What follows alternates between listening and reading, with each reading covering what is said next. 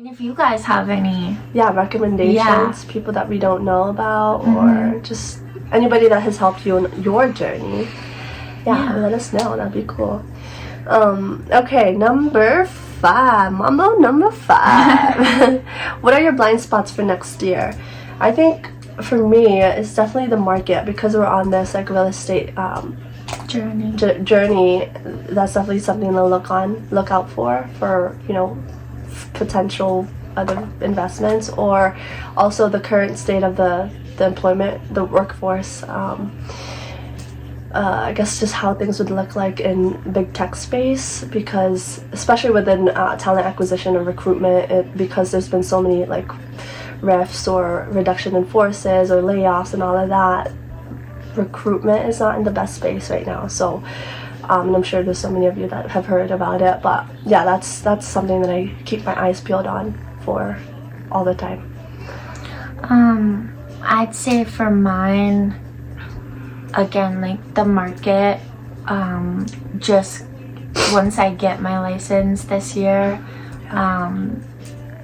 it's just kind of a gamble, right? Like I'm gonna have to work my other job until I make my first sale, and then who knows, you know, it's just all about what you put into it. Yeah. But coming in new and the recession that might hit, it's just scary, like, because houses don't get bought, right? Like stay on market for months. Yeah, and just like learning all that new stuff, and yeah, it's a good one.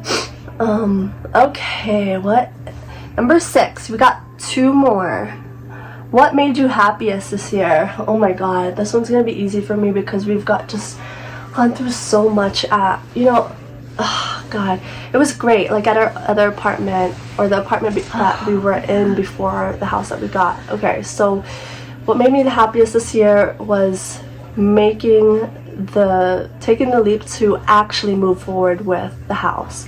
Let me just tell you a quick story on the house, because the house was on market for literally, like, I saw it the first day, but it was gonna go on offer review on the 4th day. So basically you had to put in an offer from that first day to that 4th day, because they're gonna review all of the offers that were presented to them on that 4th day. I was on my leave for my surgery while I was kind of going through all of this, and I was like, okay, you know what, let me just put in an offer. I went and saw the house, and it was great. She didn't see it because she was in here. Our agent was in a different part of Washington, so she couldn't come to us, and so I'm just like, okay, you know what, I can't miss on this opportunity, because this is a fucking nice house. Online, it was beautiful, and so I reached out to videos, and I was like, wow, okay.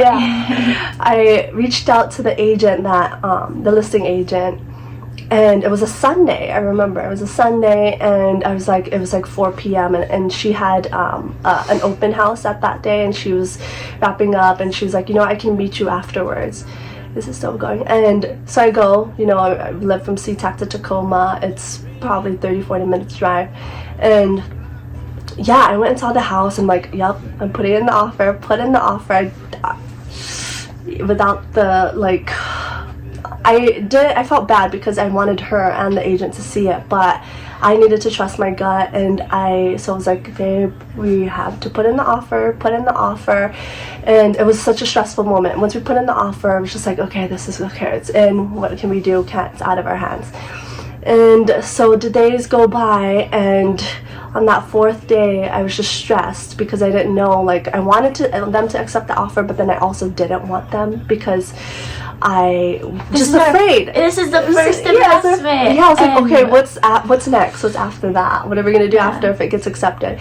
So I'm just like, God, prayed that day. I went back to work actually that Monday. I was like, God, if this is meant to be our house, you'll let them accept the offer today.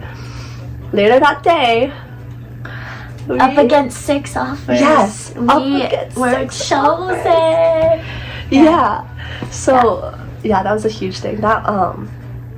Okay, so I mean, if you want to talk about like Is that what's like the happiest part?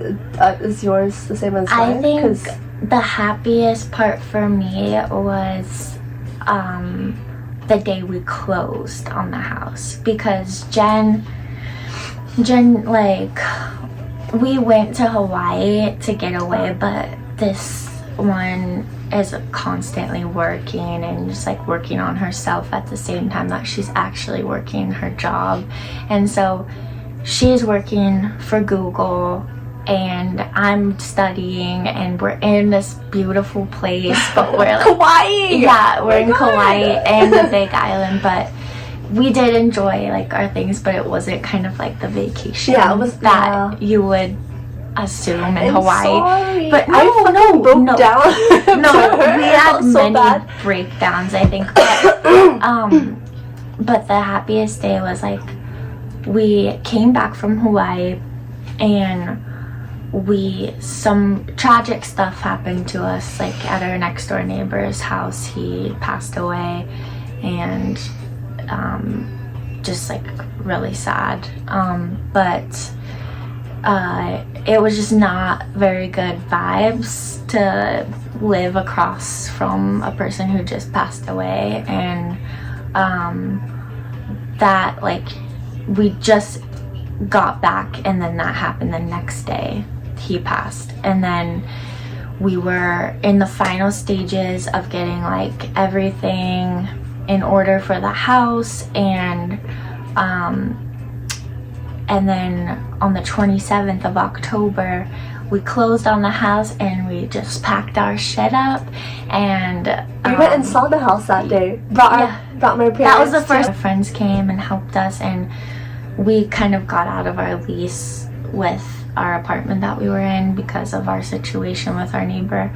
But so everyone was just super excited for us, and our friends are awesome movers. Like we barely touched a thing. Shout out to you We guys. were like just so happy being at the house that everybody, Emily, Lena, Nina, like they just unloaded the whole truck before we even knew it. Jen and I were like, oh shit, is there nothing left?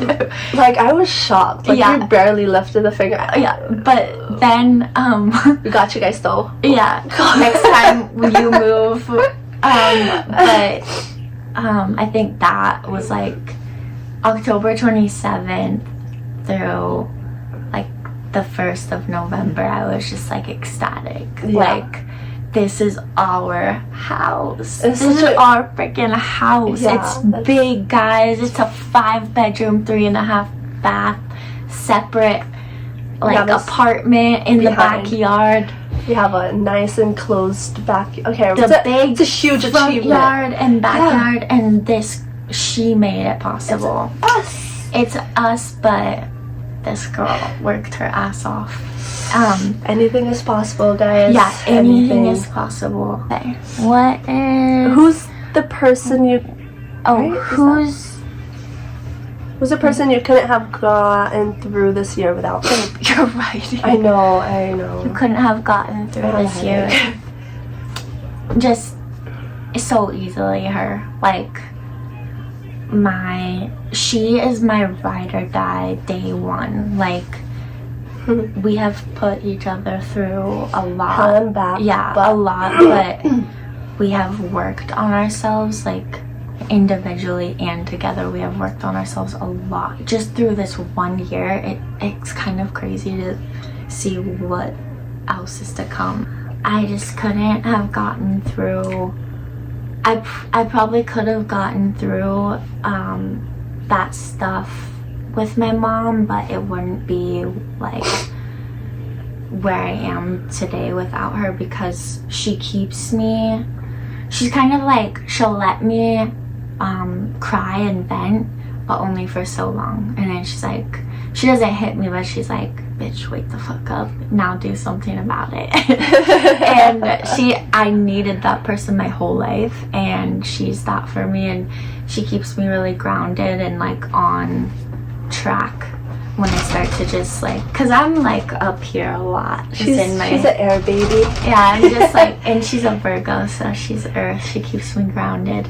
But I needed like love and support, and sometimes you need love and support in a way that you don't think you need it, like, if that makes sense. Where there's sometimes where she is supporting me and loving me, but it's not in the way I think I need it, like, oh, poor, like, baby. But she's like loving me and supporting me, like, what are you gonna do to take action or fix it or make it better? And like, I really do need that when it comes down to it. Well, I'm gonna throw it back to you, baby, because I could thank her. Because wait, what's the question? Who's the person you could have got? Yeah, so, you know, back to number one, right?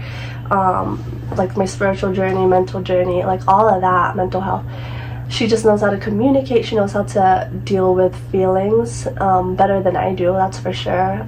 She doesn't suppress them in a way. She knows how to communicate or confront situations and like the way that you should tackle your feelings. And so she's definitely helped me in that way, because oh my god, not even just me, I think for my whole family, like my parents, like being able to have these loving conversations, or just feed off love instead of like just like this hard fear. It's really fear, just like this hard exterior that I once and maybe sometimes still portray. I used to have such a huge like aversion to feelings in general and talking about it, but now it's like, oh my god, let's talk about feelings. And sometimes it's just like too much. I know it's like one or the other for me. Vulnerability is a sign of strength. Yeah, in the relationships that are the closest, most important